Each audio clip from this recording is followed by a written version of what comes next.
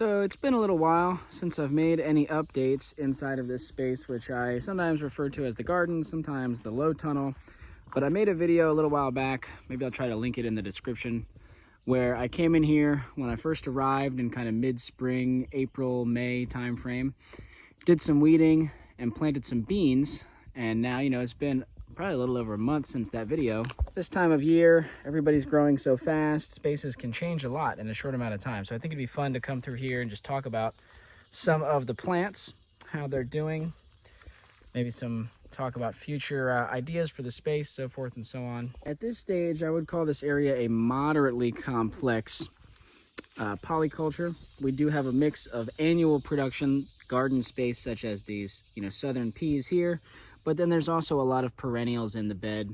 Here's some dry beans climbing up a perennial blackberry cane. This is a thornless blackberry variety of some sort. I don't know the name.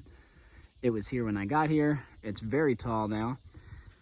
Some of the first beans are coming on these dry beans. I'm not sure exactly which variety of beans any of these are really, because the way that I like to plant and the way that I planted in this space is it's a very diverse mix of many different varieties of seed, and I mix them all up, soak them in water, and plant them. And so a very diverse, not only diversity of species, but diversity of variety that I'm planting from. I say moderately diverse because, compared to some gardens, this might be really diverse, but I think we are just scratching the surface of how diverse this space can be and still achieve the goals that we have for this space. So right in here, another perennial. I don't think I've talked about these before. Maybe I have, but these are alpine strawberries. They're really good. They're small and they're white when they're fully ripe. I've never experienced them before coming here. You can see these are fully ripe. They don't taste exactly like a normal strawberry. They have something else unique going on. There's definitely a strawberry flavor, but there's something else. They're very candy-like. They're very prolific. I mean, you can see that there's just little berries everywhere. They're small, but there's many of them. And these have been producing since I got here at the start of May. We're now at the end of, actually today's the first day of July. So 2 months strong producing and still going. Another star performer lately for me, one of my favorites, quickly became one of my favorites, is this golden raspberry. Let's see if I can find a ripe one for you guys here to show you. Obviously you can't get the taste through the phone, but you can at least get the look of what a ripe one looks like. So this is fully ripe. That's the color that they get. This is one of the best raspberries I've ever had. This one has been producing a good amount of berries. And as you can see, and we just got the first round. The second round is now on the way. The flowers are opening up. Canes are growing. So again, this was a plant that was here when I got here. Very grateful that it's here and have been enjoying it. Not really sure. I think these are irises. Guys, comment if you know what these are. I don't know. Somebody put these here before my time. I don't know if it was the previous landowner or if it was someone else in our group. They're kind of in the way of the pathway. So I think, if it were up to me, I think these would probably get moved in the fall. But right now they're really not bothering me. And I do appreciate the color and the flowers. They're really showy. They only just started opening up. I didn't really know when they were going to flower, if they were going to flower, and now here they are. The other thing, and I've talked about this in other videos, I've got some nursery work going on in pots here. So this is a propagation pot with a lot of mulberry seeds scattered. So you can see these are mulberry seedlings, hardly a few weeks old and hardly a few inches tall. Not very tall, but they're on their way here, sown very thick. We'll have them in here for a year. We'll dig them up. We'll either pot them up, transplant them out into the landscape, into nursery beds, rows, whatever. There's a lot of things that can happen with those little trees. I've also got a lot of wild strawberries, a lot of them in these fabric pots, which again, I've covered in other videos in this space.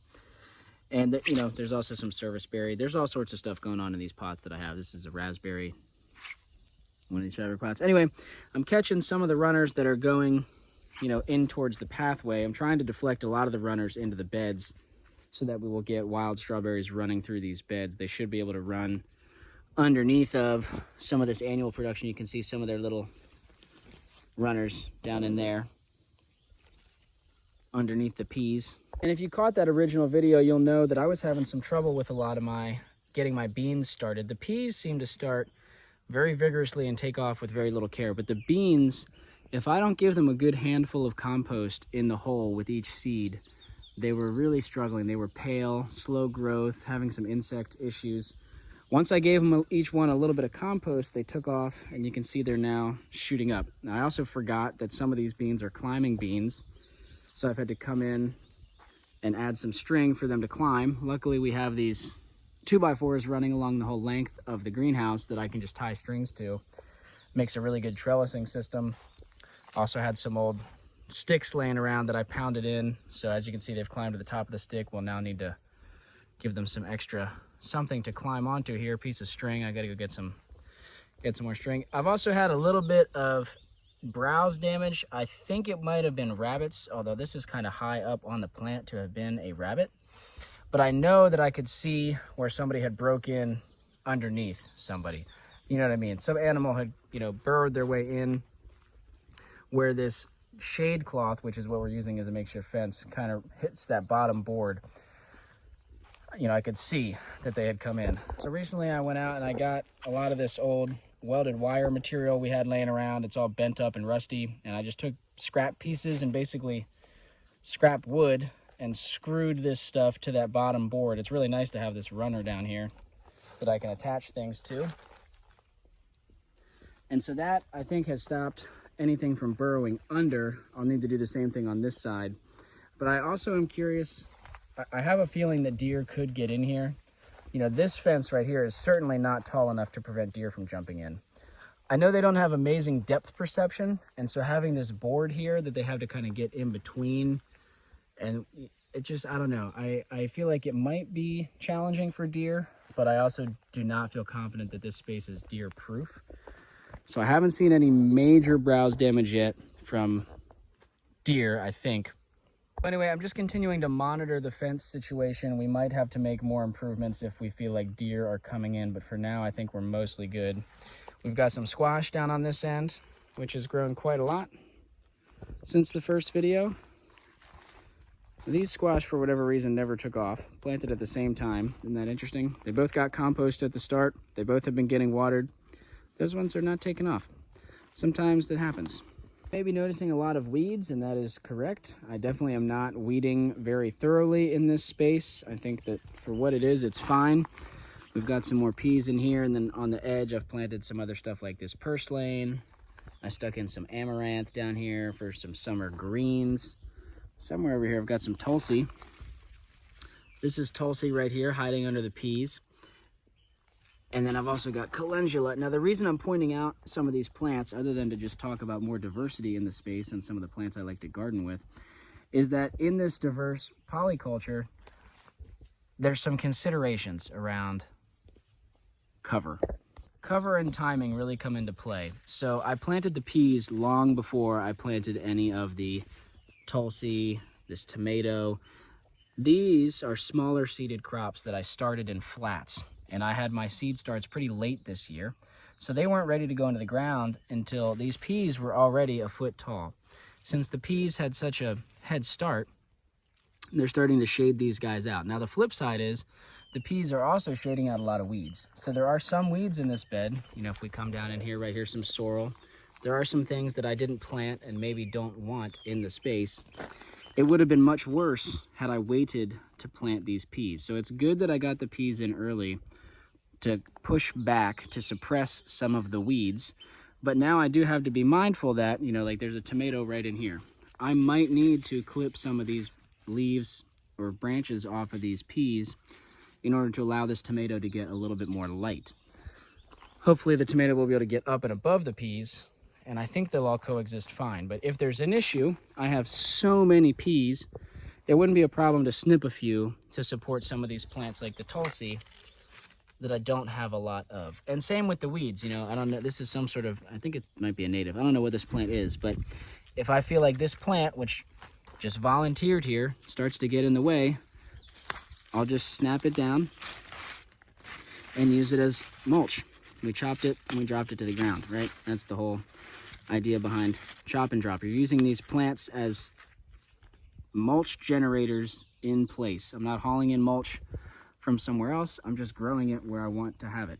Now that plant will likely continue to live and put up new leaves, and we can continue chopping and dropping as needed. That's kind of the gist. There are some weeds that are difficult to manage in a chop and drop manner, specifically a lot of the grasses that can grow by rhizomes. Those are pretty difficult to manage. There's some volunteer snapdragons. I think these are a holdover from the previous owner. I definitely didn't plant these. I think these are snapdragons. Maybe you guys can tell me in the comments. I have always thought that the flower on the peas is really pretty. You can see this is a pod, a baby pod forming right here. So pretty cool. And again, a lot of weeds. There's a blueberry in here. You guys see that? There's some existing blueberries in these beds as well. It's all kind of more of the same, you know. More browse damage, but these beans are alive. I think they'll be okay. I've got some honey locust seedlings that I started here in the ground. We'll dig these up in the fall, transplant them, distribute them. Let's get the gist. You guys get the gist. We could sit here for hours talking about every little pairing of plants, but you know, you've seen the main characters, and I think you get the overall idea of this space. Overall, I think this is a really good first round for me being in this space. You know, we got a lot of the legumes in, which are going to add nitrogen to the soil over time, not immediately, right? It's going to take time for them to add nitrogen to the soil, but they will improve the soil. They will be pumping exudates in there. There's also diversity, so it's not just legumes, right? So we're building up diversity, we're building up soil fertility. The ground is covered in leaves and mulch, so we're hopefully also building up our microbial communities in the soil, protecting it from compaction. So again, you know, I don't think there's anything special about this exact mix or composition of species, but I think it's a good picture of the type of planting that I like to do when I'm coming into a space that's new to me for the first time, especially if it hasn't been intensely managed in recent years. And so, you know, what I mean by that is this place has been managed over recent years, but not on a very active day-to-day basis. And so there were a lot of weeds. There was a lot of areas where the soil was not covered very deeply with mulch. So there was some compaction. Overall, it's a very nice space to work in. But, you know, it was new to me and had a little bit of weed pressure. Those types of situations, I like to come in with a lot of legumes, but diversity as well. So polyculture, some annuals, some perennials, a focus on the legumes because of their ability to fix nitrogen and just grow vigorously in, you know, less than ideal conditions. Planting many, many different varieties of the legumes that I'm planting. So it's not just gray speckled cowpea. It's gray speckled and about 5 to 10 other varieties, all these different colors, different sizes of the bean. I mentioned with my soup beans, you know, some are vining, some are bush beans. So there's a lot of diversity within each species, and then also multiple species.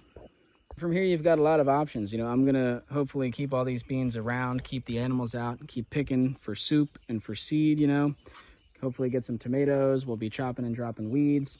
Eventually, we might get to a point where we decide it's time for the next round of plants, and we might decide to mow all of this down and plant in fall crops, or we could decide to let all of this winter kill, and then we could come in and do nursery propagation here, sticking in dormant cuttings and planting direct seeding trees, that sort of thing. Turn this entirely into a berry patch in here going into next year. There's a lot of things that we could do. I know I definitely want to get this fabric up and get wood chips in here. Okay, that's a little update and some thoughts in this space. I've got some other chores I've got to go get and attending to. We got a little bit of a break in the heat today. It's been very hot and dry.